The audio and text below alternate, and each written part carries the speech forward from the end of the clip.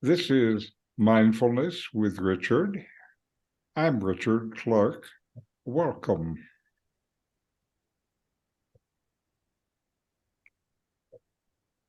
This series focuses on mindfulness meditation. Listen, reflect, and deeply meditate. Today, I'm going to talk about I'm going to talk about desire for liberation. Deep meditation is supported by the intensity of your focus. In India, they've known this for thousands of years. They observed further that intensity is driven by desire, not just any desire, but desire for liberation. Ramana Maharshi wrote this: just as a pearl diver ties a stone to his waist to the bottom of the ocean bed and there takes the pearls, each one of us should be endowed with non-attachment, dive within himself and obtain the self-pearl. The pearl diver has focus on the pearl when diving deep, and then intensity swimming up for air. In the Sadhana Chatushtaya, which we have been studying for the last 2 months, Mumukshutva is the intense desire from liberation from the illusions of the world and the ideas of birth and death. These illusions are known as samsara. Mumukshutva is the final element of the 4 essential qualifications, the 4 means necessary for spiritual realization. Mumukshutva is the yearning for liberation, the yearning to attain moksha, the ultimate goal of human life, according to many teachings.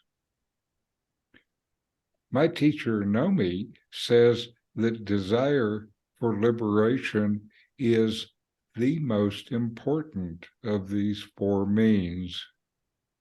If your desire is strong enough, you'll learn what you need, and you'll overcome whatever must be overcome to get to your goal. Moksha comes with self-realization, the direct experience of your true nature as pure consciousness. This realization brings about the permanent cessation of all suffering as you realize that your true self is beyond all ideas of limitations and imperfections. Moksha cannot be achieved through any action or effort. Rather, it is the natural state of the self, which is already present within everyone. Your efforts are aimed at removing the obstacles that prevent the realization of this natural state.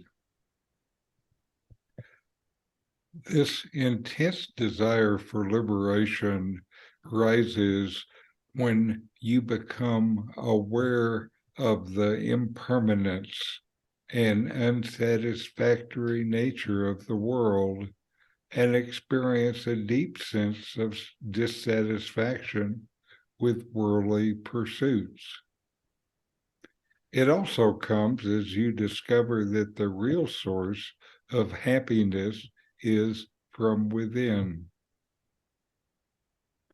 To develop Mumukshutva, you need to cultivate discrimination, viveka, detachment, vairagya, and a desire for spiritual knowledge, shraddha.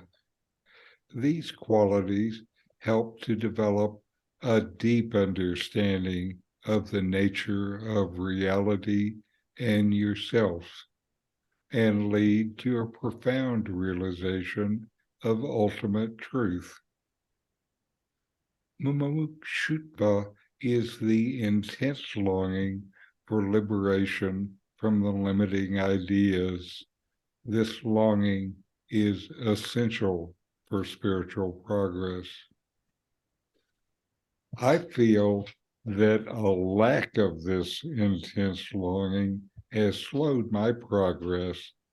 I have this idea that given the timeless nature of reality, what's the hurry? Why not smell the flowers along the way? Not an intense desire for liberation for me.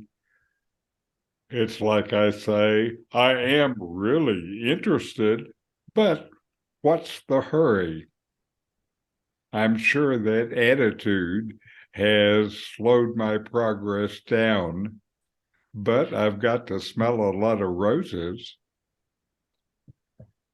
To develop Mumukshutva, you need to engage in spiritual practices like meditation, self-inquiry, study of scriptures, and nowadays, watching well-selected YouTube videos. These help to purify the mind, develop concentration, and increase self-awareness. They lead to a deeper understanding of the nature of reality and of yourself. They also help you train your mind not to look so much towards personal egoistic things for your happiness and satisfaction. Instead, you learn to look within. You need to learn that happiness is from within. You'll seek what makes you happy. Mumukshutva is a rare and precious opportunity for a human being to strive for liberation. It is a blessing. Mumukshutva is crucial for spiritual progress. It's attained through the cultivation of spiritual qualities and practices, which we've learned about in these sessions on the four means, the Sadhana Chatushtaya. These lead to the realization of your true nature as pure consciousness. These four means are progressive. Each one builds on the previous ones. Once you have Mumukshutva, you are ready for self-realization, the ultimate goal, beyond all dualities and limitations. Finally, self-realization comes from grace, not from anything you do. It comes as and when it comes. But you need to prepare the ground for this grace. This is what you're doing with our practice and our meditation. In self-realization, you realize that there is no separate self or ego, but rather just one consciousness that is the universe, and that you are. This realization brings a profound transformation in your perception of reality and leads to the permanent cessation of all suffering. Self-realization is not an intellectual understanding, but rather a direct experience that transcends all concepts and language. It's often described as a state of pure awareness, where the seeker experiences the oneness of all existence. Mumukshutva is a crucial aspect of spiritual progress. It is the intense desire for liberation from the idea of birth and death and the ideas of a separate individual and world. This leads to self-realization, the direct experience of one's true nature as pure consciousness. This brings a profound transformation in the perception of yourself and reality, and leads to a permanent end of suffering.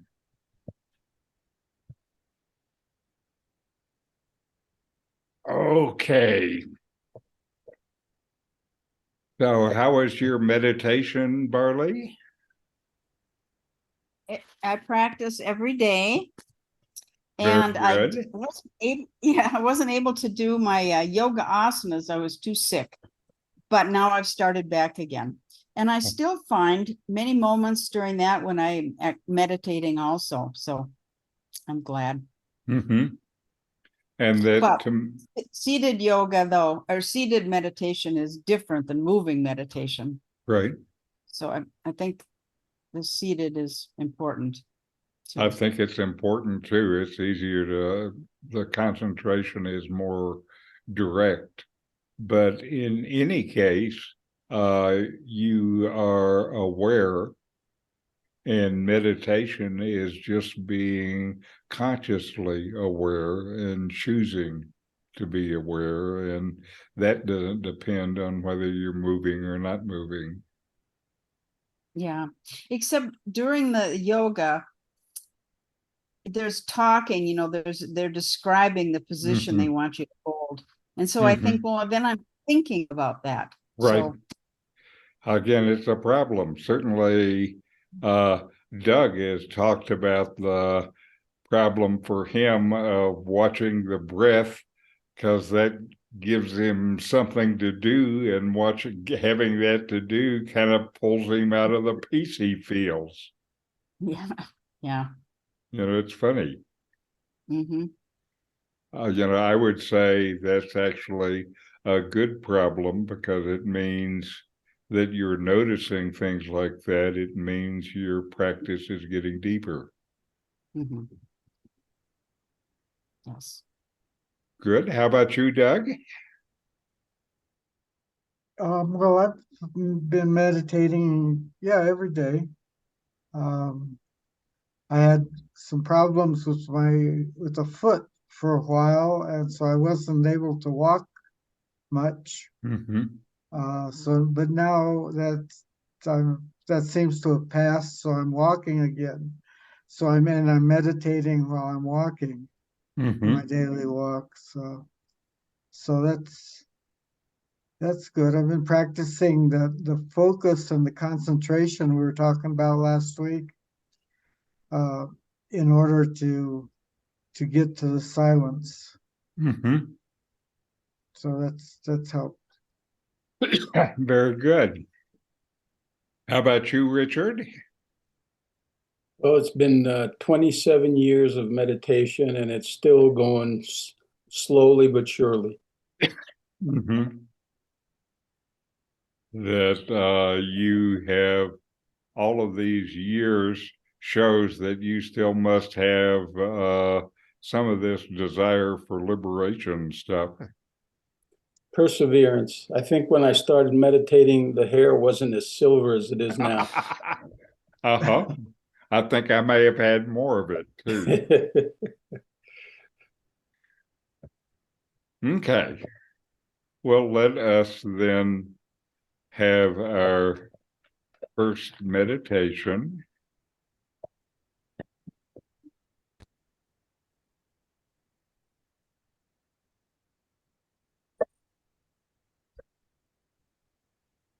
Mindfulness is present moment awareness, paying attention on purpose in the present moment, non-judgmentally, fully receive whatever is experienced, then let it go.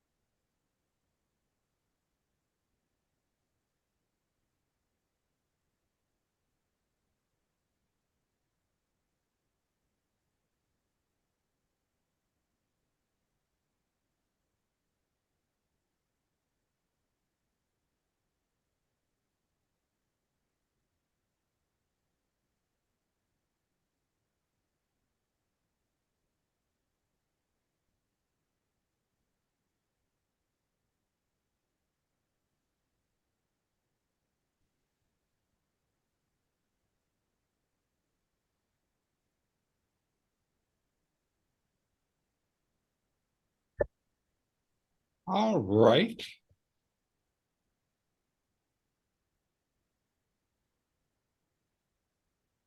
And now we're going to have a video on Mumukshutva, and this is Swami Sarva Priyananda.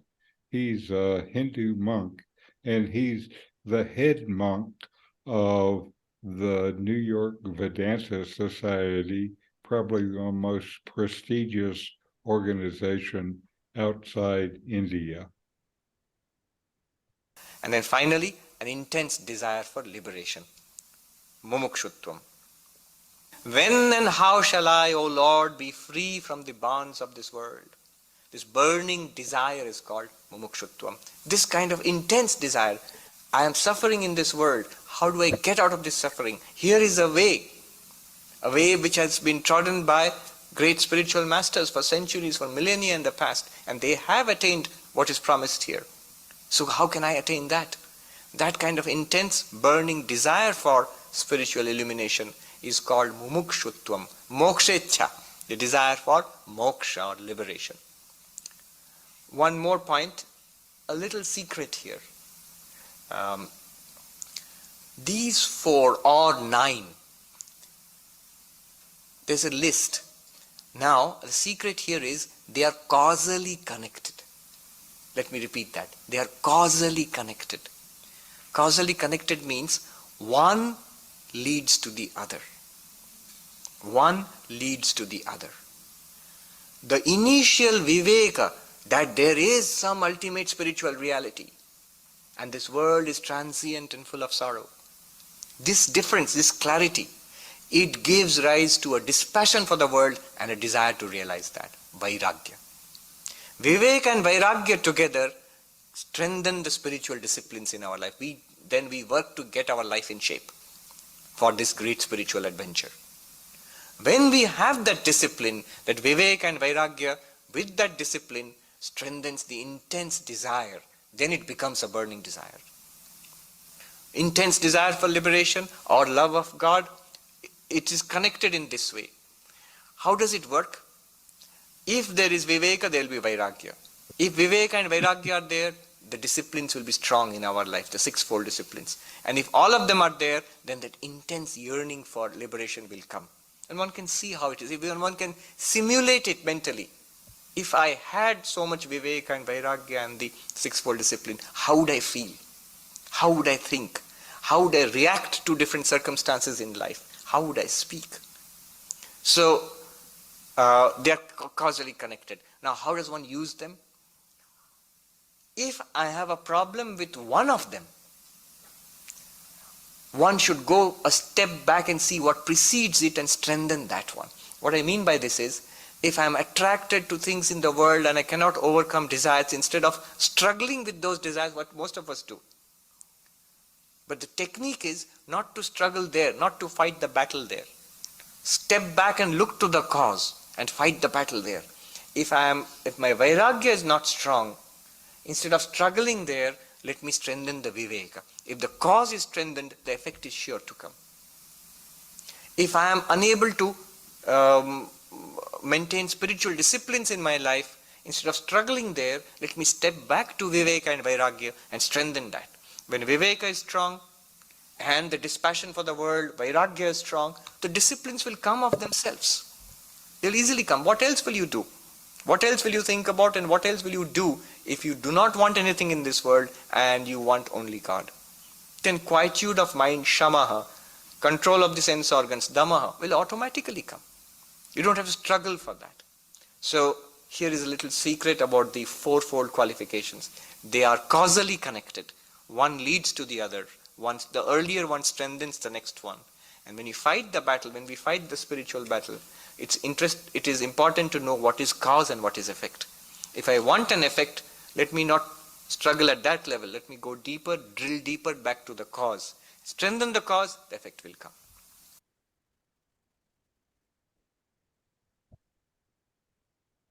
All right. And then finally, let us have our final meditation.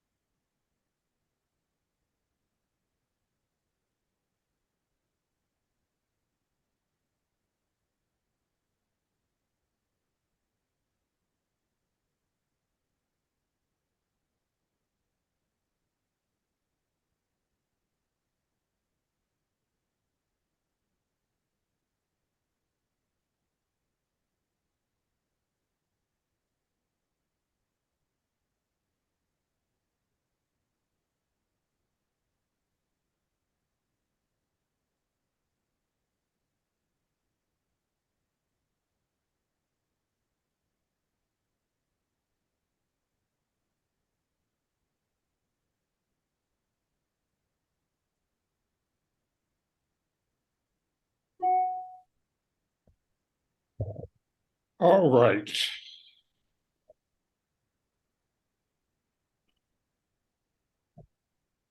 What happened to your bell? It got less loud or something. Anyway, let us make our chant. Om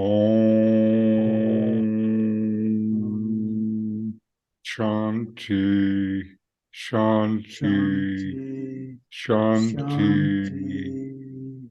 Om. Peace, peace, peace. I just looked up at the end of the meditation and the timer had just run out and I didn't notice it. I was just happy meditating.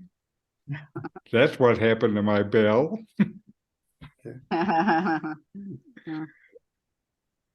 Anyway, questions or comments? Well, I was happy to hear that you occasionally like to step off the straight and narrow to smell the roses. Uh-huh. Because I think I'm inclined to do that myself. When I was reading the Who Am I book by Yes. Ramana Maharshi, at one point he talks about the diet that is important to follow. It has a name, which I forget. The Sattvic diet. Yeah, so I Googled it, and it's even stricter than the vegans. Mm-hmm. How so? So, oh, I don't, well, it's vegetarian, but you can't eat any root vegetables, anything I that see. grows under the ground, Right. because it grows in the darkness, and you can only eat that which grows in the sunshine. And well, having spent my career in food service, Uh-huh. stopping to taste the food is something I'm not going to give up. Uh-huh. Now, Well, taste change. I'm sorry, go ahead, Barley. Or I was going to say, tastes change. If your mind is telling you what you should eat, then your taste buds will follow. You don't need to have everything you always had. What I was going to say is Ramana Maharshi, his mother came to live with him during the last few years of his life and ended up basically being a student of his. And she started cooking when she came there, preparing food at the ashram for the first time. And Ramana would chase her around with an onion, saying something like, "You're going to let this onion get in the way of your realization?"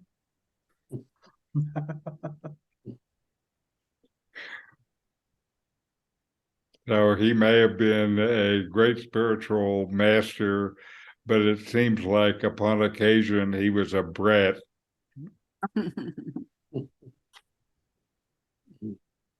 Well, is that related to onions and garlic? You can't use onions and garlic in Indian cooking? In that class of Indian cooking, you'll find it in other food, but people who are have the South Indian Brahmin diet can't. Well, they grow under the ground. Right. I guess that's why. That would be hard for me. And one of the See? things that was at Ramanashram, which is where this my background picture is, then they've served meals there for almost 100 years. And in Ramana's day, in the main dining hall, he would sit against one wall in the middle, and there was a partition in the rest of the space, and the Brahmins would sit on one side and everybody else would sit on the other side, and he could see them all. And the Brahmins still had this idea that they weren't supposed to eat with non-Brahmins. And so that's the kind of compromise he made in the system. He could still see everyone.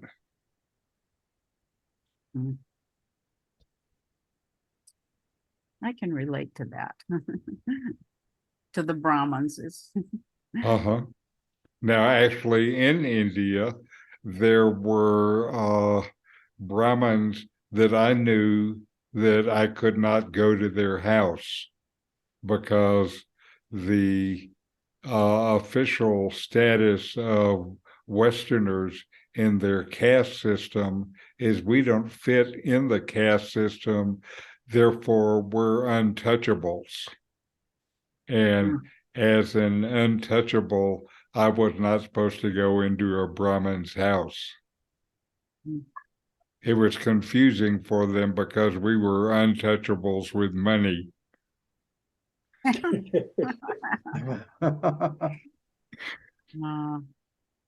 Anyway.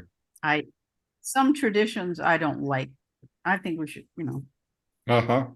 I'm glad we can choose. Well, what certainly we want to. there have been lots of people making lots of criticism about the Indian caste system, I think, for a long time.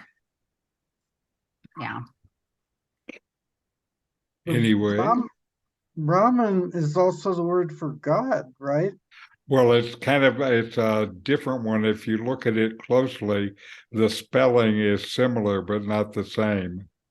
Oh, Brahman is with I-N. Right. And Brahman is the God word, the vast absolute. right. Oh, okay.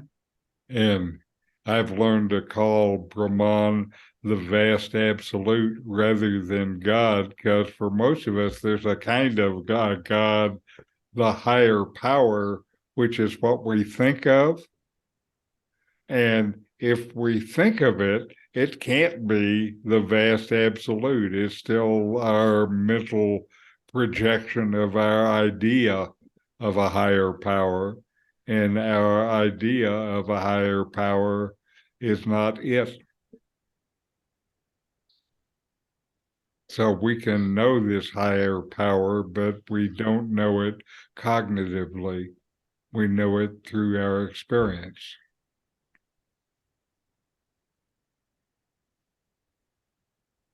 And Ramana says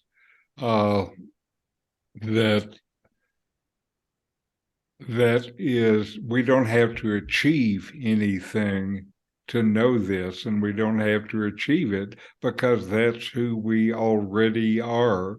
We just have to get rid of all of these ideas that we carry around that make us think we're something else.